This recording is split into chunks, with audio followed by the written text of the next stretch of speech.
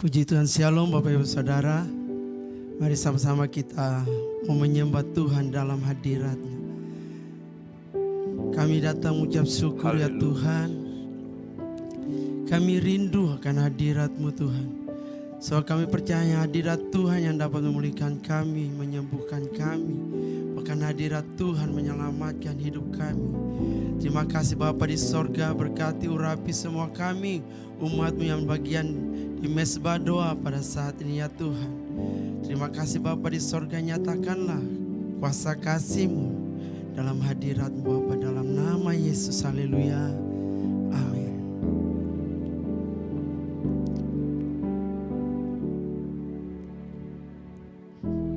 Terima kasih Tuhan.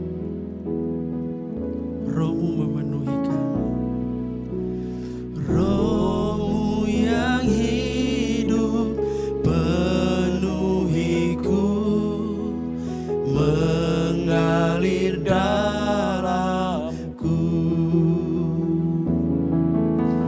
Jiwaku tenang bersamamu dalam naungan Roh-Mu yang hidup, Roh-Mu yang hidup penuhiku, mengalir dalamku.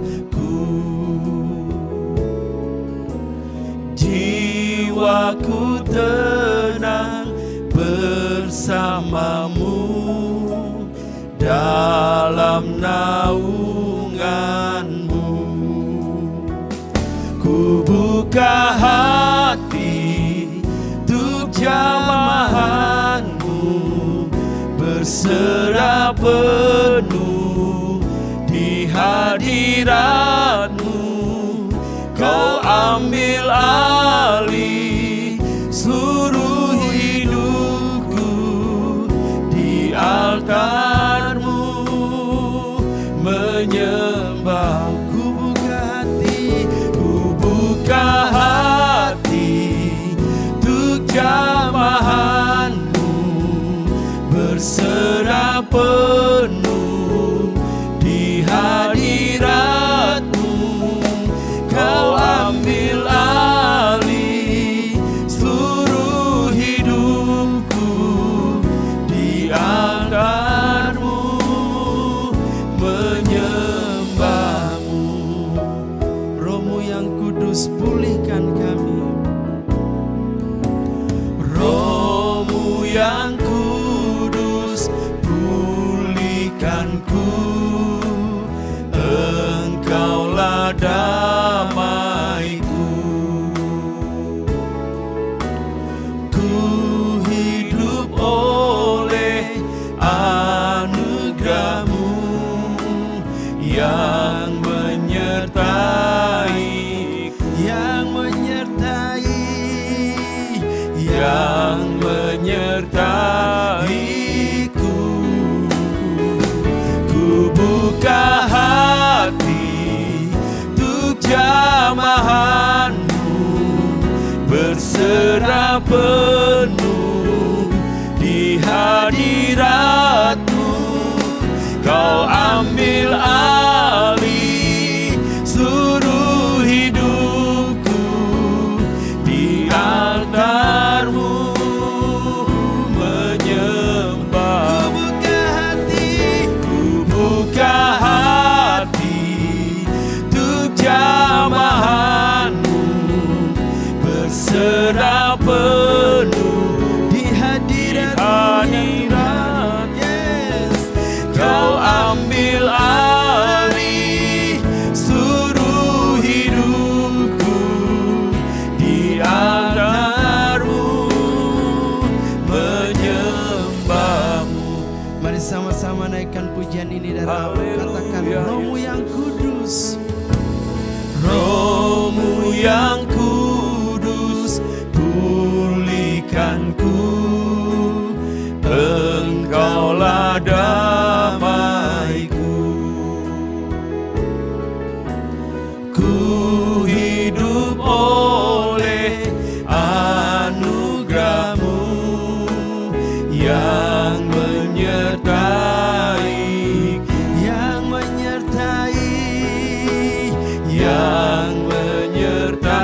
menyertaiku. Ku buka hati untuk jamahan-Mu, berserah penuh di hadirat-Mu.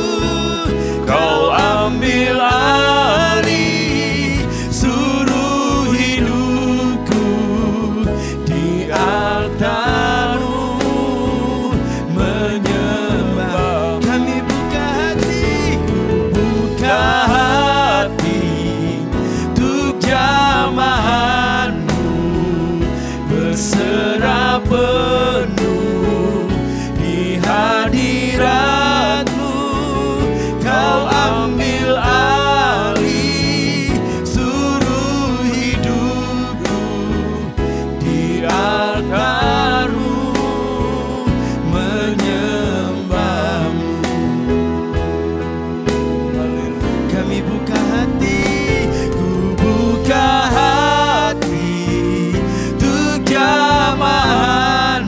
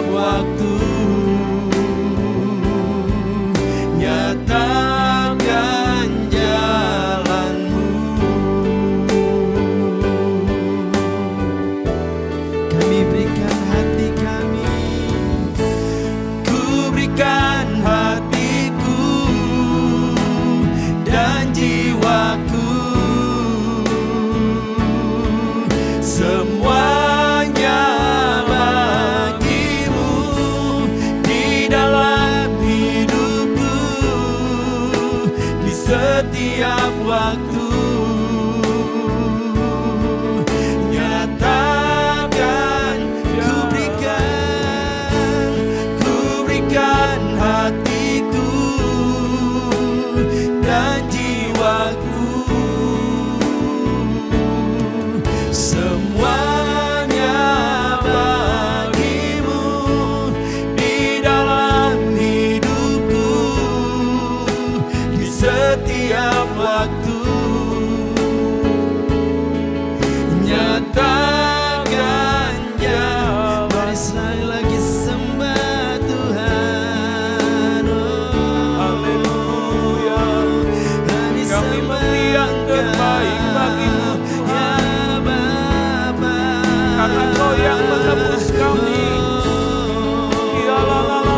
kami berikan hati Kami berikan segalanya dalam hidup kami bagimu Tuhan. Kau yang telah menebus kami.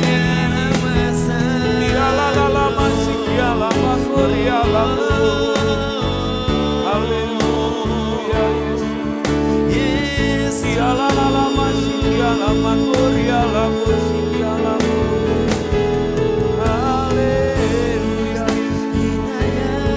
Terima kasih Tuhan. Terima kasih Yesus. Terima kasih Tuhan buat pertolongan-Mu. Kau Allah yang menyelamatkan kami. Kau Allah yang menyelamatkan hidup kami. Haleluya. Terima kasih Tuhan.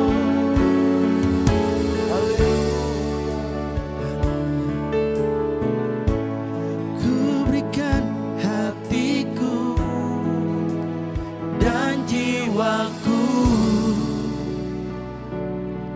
semuanya bagimu di dalam hidupku, di setiap waktu. Nyatakan jalan-Mu, nyatakan jalan-Mu, nyatakan jalan-Mu. Kami percaya Tuhan bahwa Engkau adalah jalan kebenaran dan hidup. Engkau adalah Tuhan yang menyelamatkan kami di hari-hari ini. Kami tahu Tuhan ketika kami berseru kepadamu Tuhan, kami diselamatkan. Karena itu Tuhan, Kau melihat setiap pergumulan anak-anak-Mu di hari-hari ini Tuhan. Kau hadir Tuhan. Kau hadir Tuhan ketika mereka berseru kepadamu. Ketika mereka minta pertolongan-Mu Tuhan. Maka tangan-Mu Tuhan yang kuat yang akan menolong, menyelamatkan mereka Tuhan. Ku berdoa dalam nama Yesus. Buat setiap anak-anak-Mu yang hari-hari ini Tuhan mereka mengalami pergumulan. Mungkin mereka sakit. Bilur-bilur Yesus menyembuhkan Tuhan. Mungkin hari ini Tuhan mereka mengalami kekurangan. Kaulah Jehovah Jireh Tuhan Allah yang menyediakan segala sesuatu. Engkaulah panji-panji kemenangan kami, Jehovah Nisi Tuhan. Kami berdoa dan Kau Allah yang menyembuhkan kami, Jehovah Rafa. Tuhan Kau sendiri yang hadir Tuhan. Firman-Mu berkata di mana 2 atau 3 orang berkumpul dalam nama-Mu, di situ Engkau hadir Tuhan. Dan kami mau menghargai kehadiran-Mu Tuhan. Kami rindu Tuhan, kehadiran-Mu membebaskan kami. Terima kasih Tuhan Yesus. Buat malam hari ini, kami bersyukur, bersuka cita. Umat-Mu hadir Tuhan, untuk menyembah-Mu, untuk mendengarkan arahan-Mu Tuhan. Sampaikan isi hati-Mu, urapi hamba-Mu yang tidak ada apa-apanya ini Tuhan. Menjadi saluran pemberitaan firman-Mu Tuhan. Kabar baik-Mu Tuhan kepada orang yang mendengar.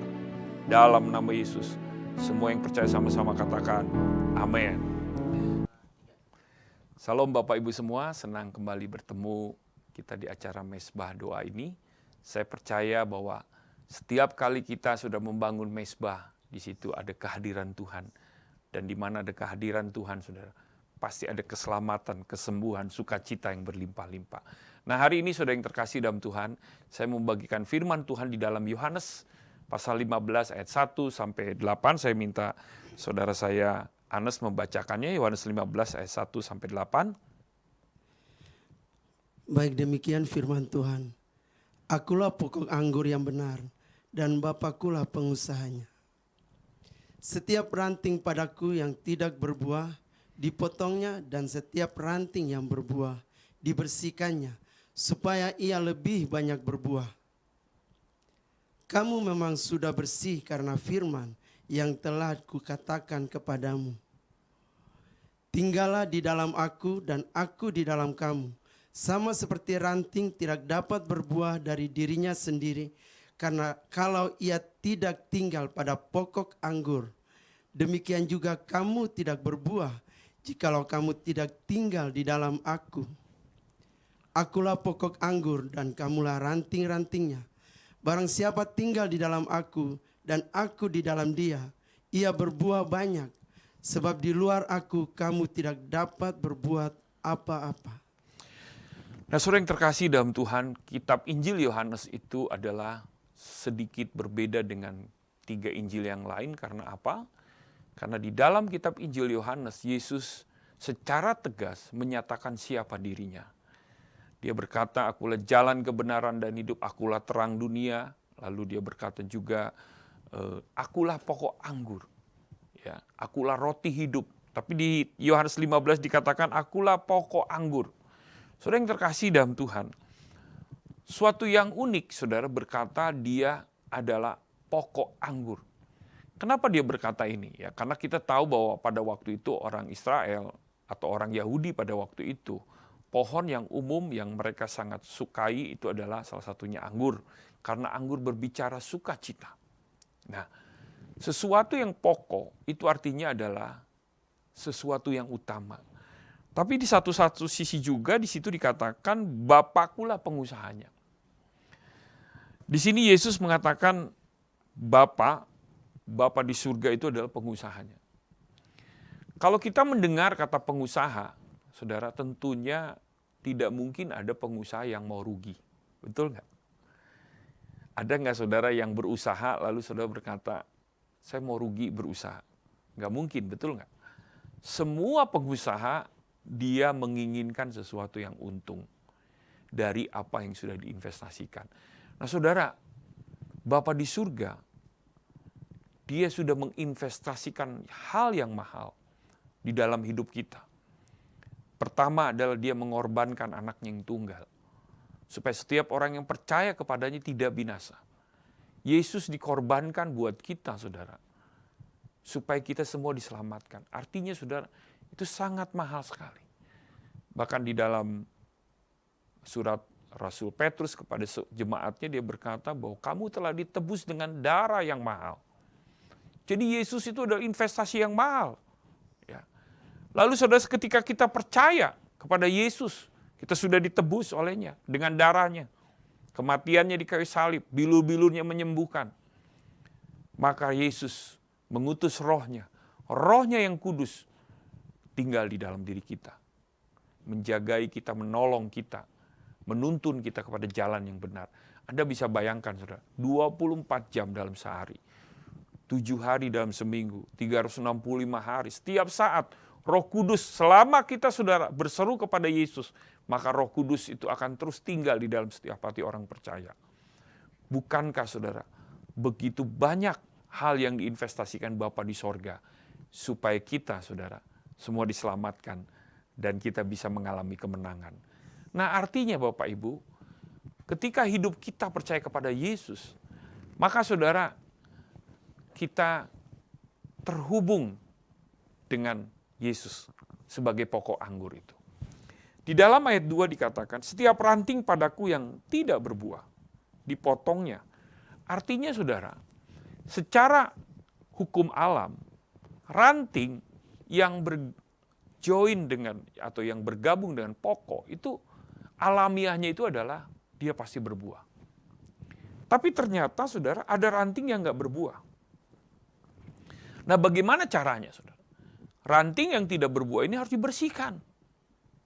Karena ingat, Bapa di surga itu adalah pengusaha, betul nggak? Bayangkan, saudara, dia seperti punya pohon anggur, dia tidak akan membiarkan pohon anggurnya tidak berbuah. Makanya saudara, kalau saudara datang ke HOB, di sana ada pohon anggur, saudara. Saya ketika berkunjung ke sana, saya dijelaskan oleh petugas yang ada di HOB itu, di situ dikatakan, iya Pak, bagaimana caranya berbuah? Adalah ranting-ranting yang tidak berbuah ini harus dibersihkan, supaya makanan yang dari pokok anggurnya itu fokus kepada yang berbuah. Jadi saudara, kalau hidupmu setengah-setengah di dalam Tuhan, maka saudara Tuhan akan membersihkannya. Dan kita harus mengerti bahwa dibersihkan oleh Tuhan itu saudara ada sesuatu yang mungkin secara daging itu menyakitkan. Ya. Tapi itulah Tuhan kita. Dia tidak mau saudara, engkau tidak berbuah. Dia mau saudara berbuah. Saya punya cerita bagaimana seorang anak rohani saya cerita ketika dia dahulu sebelum bertobat, dia mempunyai bisnis yang kotor, saudara. Bisnis korupsi, bisnis segala hal yang membuat dia kaya. Tapi ketika dia bertobat, saudara, dan dia menerima Yesus sebagai Tuhan dan Raja dalam hidupnya, apa yang terjadi, saudara?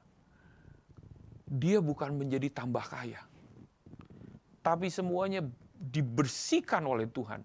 Dan dia jujur, saudara, menjadi orang yang sangat miskin sekali. Bahkan dia berkata, bahwa ketika saya bertobat, tiba-tiba apa yang saya kerjakan, bisnis-bisnis saya yang dahulu, yang tidak sesuai dengan firman Tuhan itu berhenti total. Dan saya sampai tidak mempunyai apa-apa karena saya harus membayar semua kewajiban saya. Dan saya mulai dari nol lagi. Dia protes kepada Tuhan. Tuhan, kenapa ketika saya bertobat malah justru saya miskin? Tapi Tuhan berkata, karena saya ingin kamu bersih. Saudara yang terkasih dalam Tuhan, ingat, ketika orang bertobat, saudara, Tuhan itu mau kita dibersihkan dari hal-hal yang najis, hal-hal yang kotor, saudara. Makanya saudara, Tuhan kita itu nggak kompromi dengan dosa. Dia mengasihi orang berdosa, tapi dia tidak kompromi dengan dosa, saudara. Nah, saudara, ketika engkau menyatakan dirimu kepada Tuhan, bahwa engkau adalah sebagai ranting-rantingnya Tuhan, maka saudara, hal-hal yang ada, yang kotor, yang najis, itu harus dibersihkan. Makanya di sini katakan, ayat 3, kamu memang sudah bersih karena firman yang telah kukatakan kepadamu. Tetapi saudara, bukan hanya sekedar kita tahu saja firman. Tuhan mau saudara, kita juga dibersihkan dari segala hal tubuh, jiwa, dan roh kita. Makanya saudara, kalau orang bertobat, yang pertama harus dibersihkan itu adalah pikirannya dulu, saudara. Kalau supaya ketika pikirannya bersih, maka hatinya bersih, perbuatannya juga bersih. Karena semua hal itu biasanya dimulai dari pikiran kita. Kita berkata kotor itu pasti dimulai dari pikiran yang kotor. Kita bertindak kotor, bertindak jahat itu mulai dari pikiran yang jahat. Saudara, orang tidak mungkin tiba-tiba berdosa, itu nggak ada, saudara. Misalkan ada orang, Pak, saya kok tiba-tiba berzina? Kok saya tiba-tiba mencuri? Enggak, saudara. Enggak ada yang seperti itu. Itu pasti dimulai dengan pikiran. Nah, Rasul Paulus di dalam Roma 12 dikatakan bahwa kamu jangan menjadi serupa dengan dunia, tetapi berubahlah oleh pembaharuan budimu. Ya, itu adalah metanoia atau dengan kata pertobatan yang sejati. Pembaharuan budi kita. Akal budi kita harus dibersihkan. Nah, saudara, bagaimana caranya akal budi kita ini dibersihkan? Di dalam ayat 4 dikatakan, tinggallah di dalam aku dan aku di dalam kamu. Sama seperti ranting tidak dapat berbuah dari diri sendiri.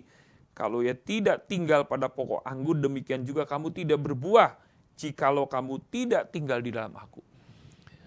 Saudara yang terkasih dalam Tuhan, jangan sampai saudara punya pemikiran kalau engkau bertobat, Tuhan yang ikut saudara. Saudara yang ikut Tuhan. Ya. Banyak saudara aliran-aliran yang hari ini kekristenan yang mungkin saudara dengar di YouTube gitu ya. Mereka tuh ingin saudara menafsirkan kitab suci dengan cara dia berpikir. Bukan dengan cara Kristus berpikir. Ya, bahkan ada orang berkata menafsirkan ayat kitab suci dengan sembarangan. Dia suka-sukanya saja, dia seolah-olah dia bisa ngatur Tuhan. Nggak bisa saudara. Di dalam Filipi pasal 2 ayat 5 dikatakan, hendaklah kamu memiliki pikiran dan perasaan seperti Kristus. Ya. Hidupmu bersama menaruh pikiran dan perasaan yang terdapat juga dalam Kristus Yesus. Jadi artinya saudara, pikiran kita itu harus diselaraskan. Inilah yang disebut dengan kita tinggal di dalam aku, di dalam Yesus. Bukan artinya saudara malah inginnya Tuhan yang seperti saudara. Waduh, ingat saudara, yang menebus saudara itu adalah Tuhan Yesus. Betul nggak? Di dalam dunia ini ada dua pilihan, saudara. Menjadi hamba dosa atau hamba kebenaran. Nggak ada di tengah-tengah. Ketika engkau memutuskan dirimu, saudara, percaya kepada Yesus dan engkau ditebus oleh Yesus, maka saudara saat itu engkau menjadi hamba Tuhan. Menjadi hamba kebenaran. Dan bagian dosa itu sudah tidak ada lagi. Makanya Yesus berkata, tinggal di dalam aku. Ya. Dan aku di dalam kamu. Ini satu kemanunggalan. Ini satu transformasi. Kita yang berubah menjadi serupa dengan Kristus. Bukan memaksa Tuhan menjadi sesuai dengan keinginan kita. Jangan seperti itu, saudara. Jadi kalau ada aliran-aliran pengajaran yang berkata bahwa Tuhanlah yang harus sesuai dengan keinginan kita, itu salah. Kita yang harus menjadi pengikut Yesus. Makanya saudara, arti kata Kristen itu adalah pengikut Kristus. Ya.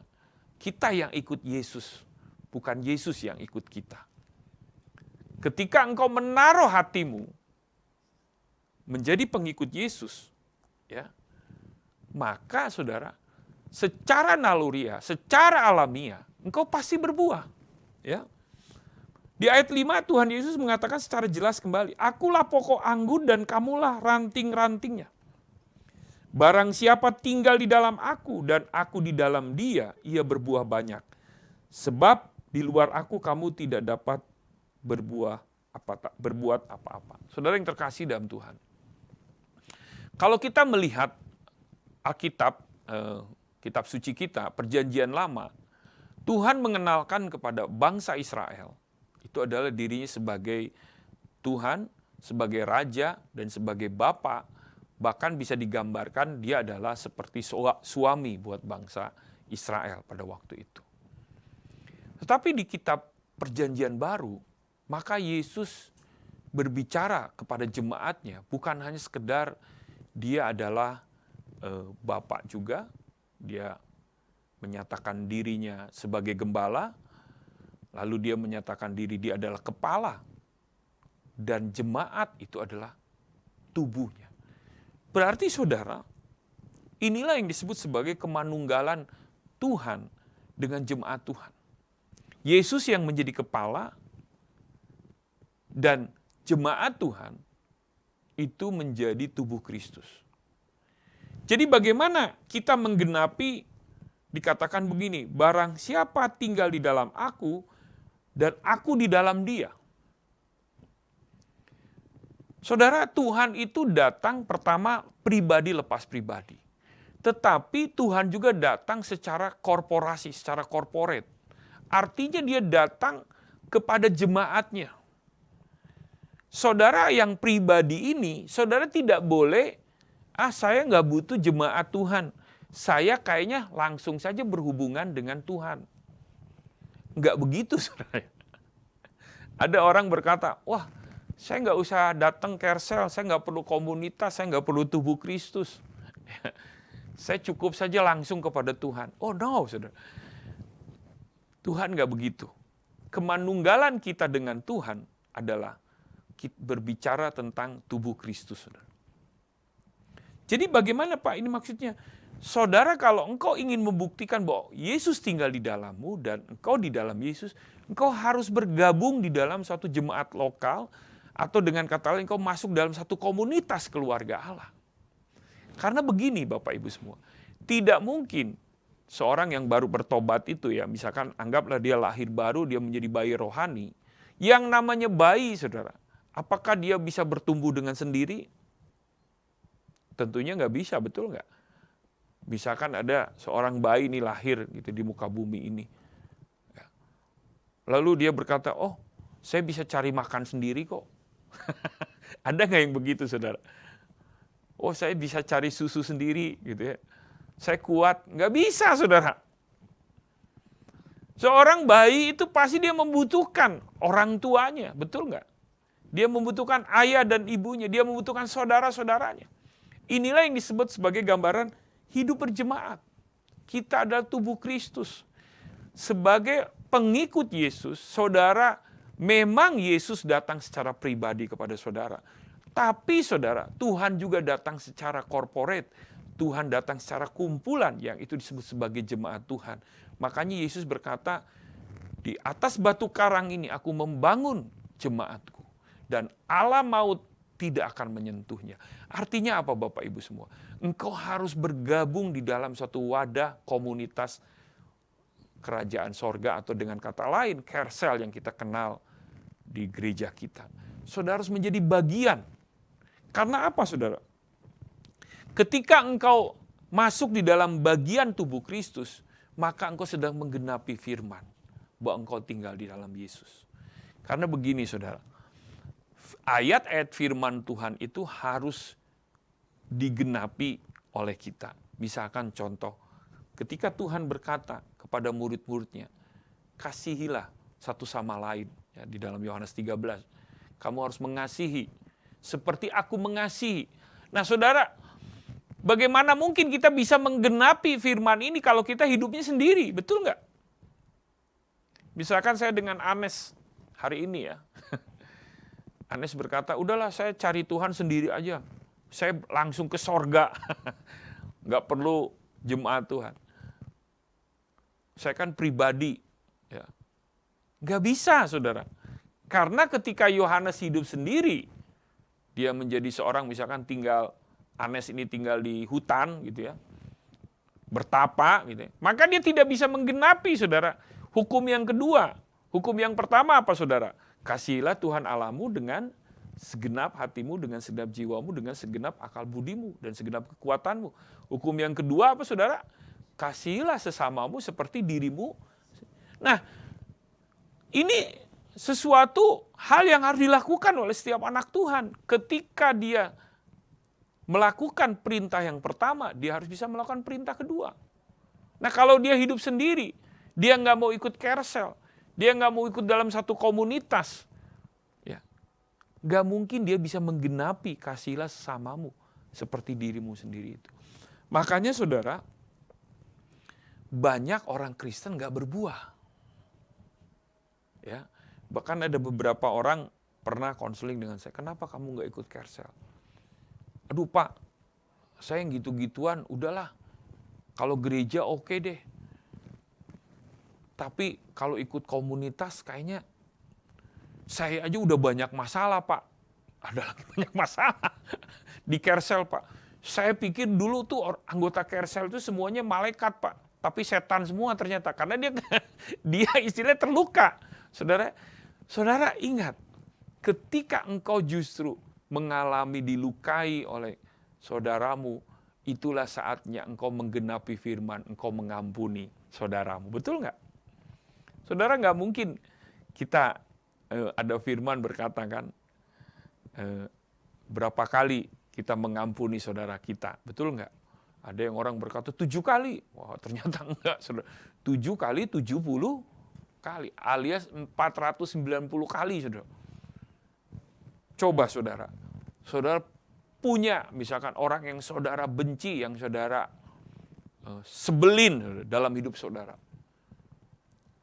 Coba saudara hitung, berapa kali dia melakukan kesalahan ke saudara. Palingan saudara, di bawah 10 jari, betul nggak? Tapi yang jadi masalah saudara ingatnya puluhan tahun, betul nggak? Makanya kita jadi nggak berbuah. Dan ngeri saudara, ketika kita tidak tinggal di dalam aku, di dalam tubuh Kristus artinya ya. Ayat 6 katakan, barang siapa tidak tinggal di dalam aku, ia dibuang keluar seperti ranting dan menjadi kering.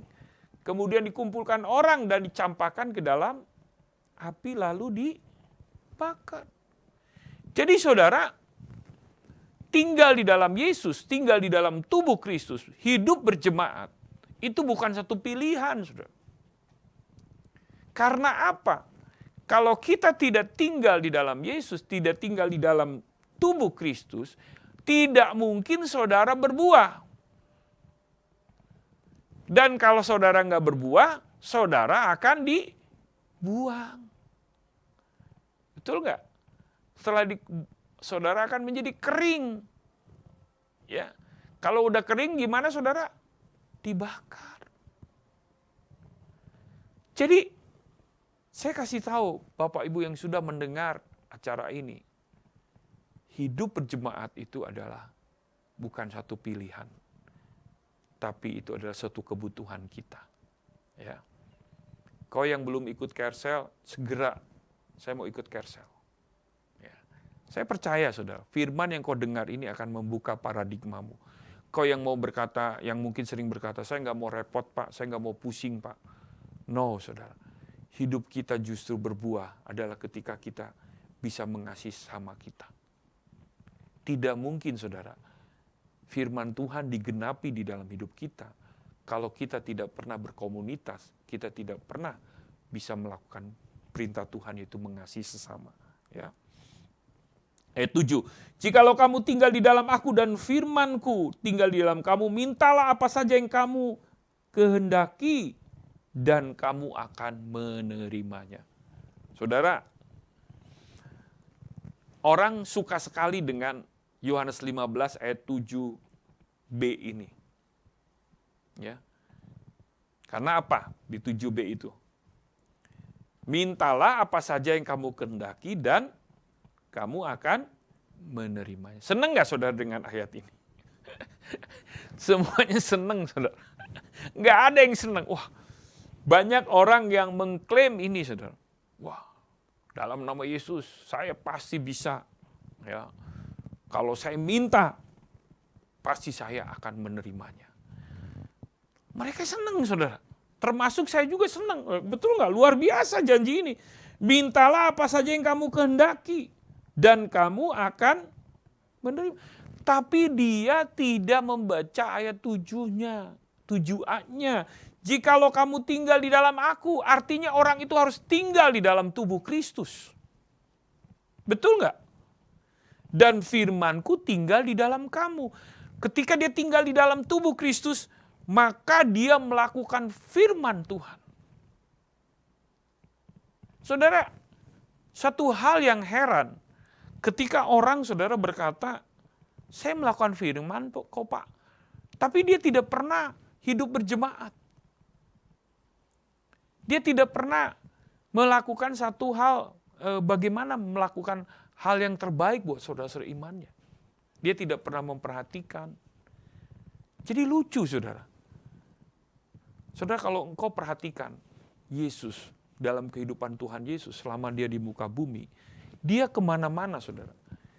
Dia bersama dengan murid-muridnya. Dia bertemu dengan orang. Dia bertemu dengan orang-orang yang mungkin terluka atau dilukai atau dihina. Tapi justru dia datang kepada orang-orang itu. Bahkan Tuhan Yesus berkata di dalam Matius 25, ya, ketika seseorang datang kepada orang lapar dan memberi makan, kedinginan, memberi pakaian, Tuhan Yesus berkata, apa yang kamu lakukan kepada orang yang paling hina itu, sesungguhnya engkau sedang melakukannya untuk aku. Jadi saudara, kita sebagai pengikut Kristus, bagian kita itu adalah kita bisa mengasihi sesama. Itu artinya kita tinggal di dalam Yesus. Dan firman kita lakukan. Ada suatu hal yang aneh, saudara. Kalau ada orang Kristen, saudara, dia melakukan firman, dengan kata lain, dia tinggal sendiri. Nggak bisa, saudara. Nah, saudara yang hari ini masih sukanya dengar ke gereja cuman online, nggak mau pergi ke gereja, saudara. Itu saudara bertobat, saudara. Jangan suka online, saudara ya. Saudara harus datang ke gereja. Karena itu beda, saudara. Online itu ada tiba saatnya kalau kayak kemarin kejadian, saudara. Tahun 2020 sampai 2022. Nah sekarang Tuhan berkata, jangan online lagi, ayo berkumpul. Karena apa? Firman Tuhan apa, sudah ingat nggak? Di mana 2 atau 3 orang berkumpul di dalam namaku, di situ Yesus hadir. Ya, kalau saudara online, ya saudara sendiri, nggak memenuhi quorum, nggak memenuhi syarat, karena harus 2 atau 3 orang, betul nggak? Nah, saudara harus berkomunitas. Saudara harus bisa, saudara, salah satu bentuk kasih saudara kepada saudara seiman adalah engkau mendoakan orang itu dalam pergumulannya. Itu ada salah satu cara bagaimana kita bisa mengasihi sesama kita. Ayat 8 dikatakan begini, saudara. Dalam hal inilah Bapakku dipermuliakan, yaitu jika kamu berbuah banyak dan dengan demikian kamu adalah murid-muridku. Saudara, ciri-ciri orang yang disebut sebagai murid adalah dia berbuah banyak. Berbuah banyak, suatu pohon berbuah itu bukan untuk pohon itu. Buah, saudara, itu bukan untuk pohon itu, tapi buat di luar pohon itu. Ya, saya pernah saudara nonton satu film ya tentang bagaimana kehidupan di hutan, pohon ara. Ya, ada pohon ara di hutan Brasil, gitu ya. Bagaimana pohon ara ini saudara yang dia berbuah lebat, dia bisa memberkati banyak, mulai dari monyet, mulai dari tupai, lalu saudara burung-burung, semua.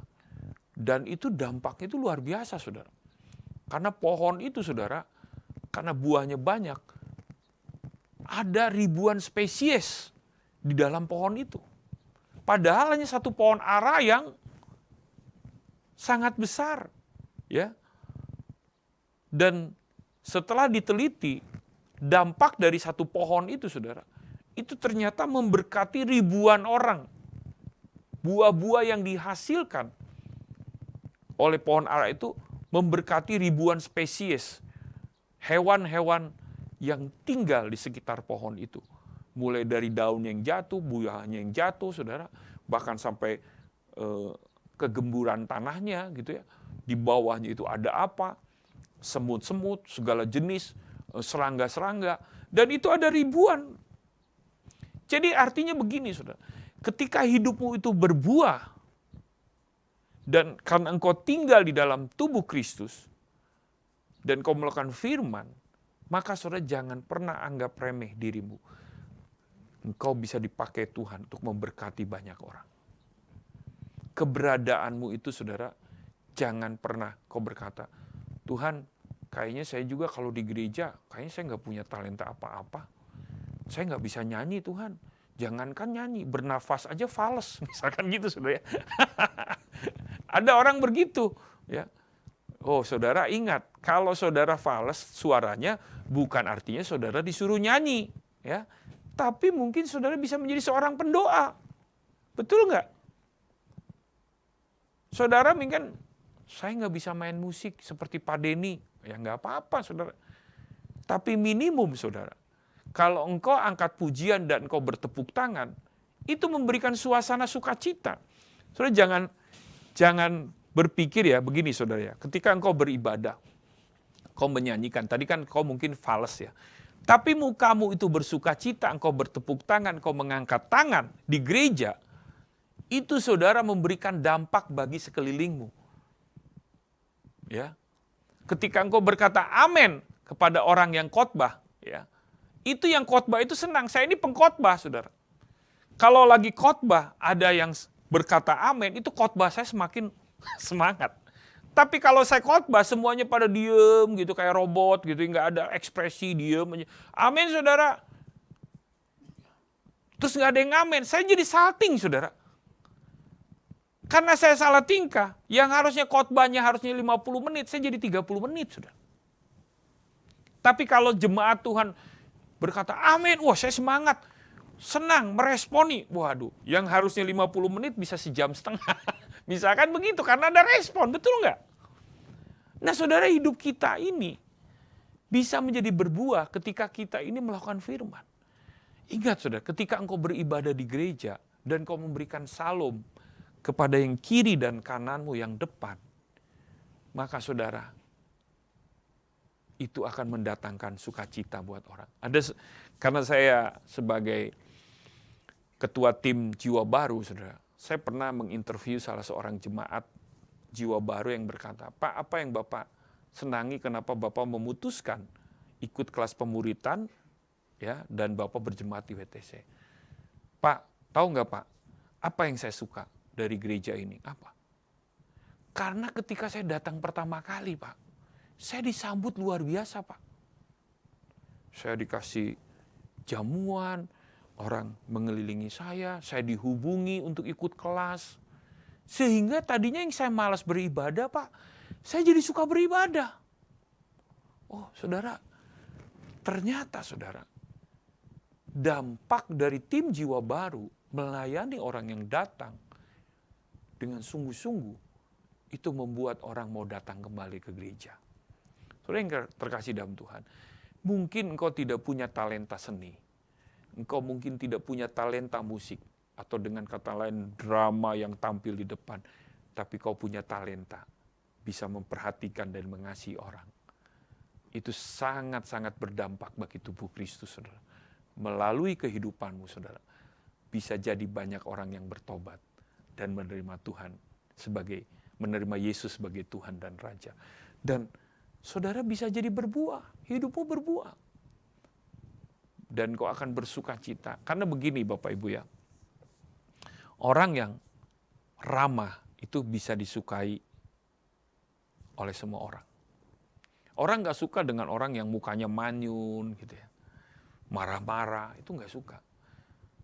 Saudara, kalau engkau sudah tinggal di dalam tubuh Kristus dan firman tinggal di dalam dirimu, maka hidupmu itu berubah. Caramu bicara yang positif, ya, caramu tersenyum, yang tidak pernah menjelekan orang, yang tidak menghina orang, itu akan memberi dampak sekelilingmu. Tadi saya berkata seperti ilustrasi, ada pohon ara yang hidup, yang pohon itu berbuah. Begitu banyak spesies yang tergantung dengan pohon itu. Begitu juga saudara. Ketika engkau melakukan firman, suatu saat Tuhan akan mempromosikan hidupmu. Dan engkau akan dipakai oleh Tuhan untuk memberkati banyak orang. Jangan pernah anggap remeh hidupmu. Tuhan sudah memilih engkau. Banyak yang terpanggil, tapi sedikit yang terpilih. Dan salah satunya adalah engkau yang mendengar firman Tuhan ini. Tuhan sudah memilih. Coba kita buka di dalam Yohanes pasal 15 ayat 16 ya. Saya bacakan buat saudara supaya cepat. Bukan kamu yang memilih aku, tetapi akulah yang memilih kamu, dan aku telah menetapkan kamu supaya kamu pergi dan menghasilkan buah, dan buahmu itu tetap, supaya apa yang kamu minta kepada Bapa dalam namaku diberikannya kepadamu. Saudara yang terkasih, kalau engkau mendengar firman Tuhan ini, kau sudah dipilih oleh Tuhan. Engkau tidak pernah memilih Tuhan sebenarnya, tapi Tuhan memilih hidupmu. Dia mati bagi kita. Saya tidak pernah berpikir diri saya menjadi hamba Tuhan, pendeta, enggak pernah. Tapi Tuhan yang memilih saya. Karena Dia sudah memilih saya, Dia bertanggung jawab dalam hidup saya. Dia menyediakan jalan kebenaran itu. Selama saya mau di dalam hidup jalan itu, maka ada sukacita, ada berkat yang berlimpah. Amin saudara. Saya percaya firman yang kau dengar hari ini memberkatimu, dan pilihlah hidupmu untuk berbuah dengan cara engkau tinggal di dalam Yesus, di dalam tubuh Kristus, dan firman tinggal, dan kau tinggal di dalam firman. Kita angkat satu pujian sebelum kita berdoa. Lagu tadi, Kubuka Hati ya. Lagu apa? Ya, silakan.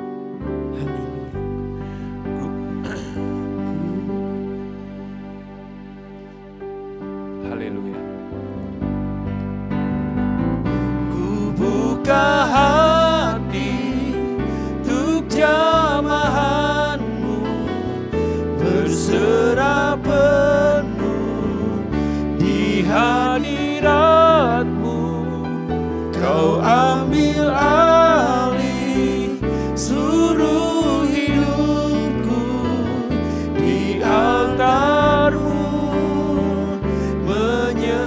lagi katakan, ku buka hati. Ku buka hati untuk jamahan-Mu, berserah penuh di hadirat-Mu. Kau ambil alih seluruh hidupku, di altar-Mu menyembah-Mu. Haleluya. Saudara yang kau mendengar firman Tuhan, angkat tanganmu hari ini di hadapan Tuhan. Tuhan, kau melihat setiap tangan-tangan yang terangkat. Tuhan yang menolong mereka. Biarlah mereka, Tuhan, punya kerinduan dan kehausan untuk tinggal di dalam-Mu, di mana mereka bergabung dengan tubuh Kristus, yaitu komunitas kersel-kersel yang ada. Supaya mereka bisa menggenapi firman-Mu, mengasihi-Mu dan mengasihi sesama mereka. Ku berdoa dalam nama Yesus, Tuhan. Pakai mereka, Tuhan. Berikan kehausan dan kerinduan akan kebenaran. Karena firman-Mu berkata, berbahagialah orang yang lapar dan haus akan kebenaran. Karena mereka akan dipuaskan. Dan hari ini, Tuhan, biarlah Kau terus berkarya dalam kehidupan mereka. Mungkin hari ini mereka mempunyai pergumulan. Tapi aku berdoa dalam nama Yesus. Kau akan hadir dalam hidup mereka. Kau akan buat mujizat dalam hidup mereka. Mereka akan mengalami kelepasan, kesembuhan ilahi. Dalam nama Tuhan Yesus, jamah mereka, Tuhan, hati mereka. Terima kasih Tuhan untuk malam hari ini. Siapapun Tuhan mereka yang mendengar firman ini, Kau jamah hidup mereka, Tuhan. Pertemukan mereka dengan orang-orang kudus-Mu, Tuhan. Pertemukan mereka dengan orang-orang Tuhan yang mengasihi mereka, Tuhan. Terima kasih Tuhan, hamba-Mu terbatas, tapi Roh-Mu yang kudus tidak terbatas, menjamah setiap orang yang berseru kepadamu, Tuhan. Terima kasih untuk malam hari ini, Tuhan. Dan sebentar kami akan kembali kepada aktivitas kami dan kami siap menerima berkat. Angkat kedua tangan-Mu, terimalah berkat yang terbaik dari Bapa di surga, diberkatilah hidup-Mu, diberkatilah keluarga-Mu, usaha dan pekerjaan-Mu, dan biarlah cinta kasih dari Tuhan Yesus Kristus, serta persekutuan yang manis daripada Roh Kudus, menyertai-Mu mulai dari sekarang sampai selama-lamanya. Semua yang percaya sama-sama katakan, amin. Selamat malam, Tuhan Yesus memberkati kita semua.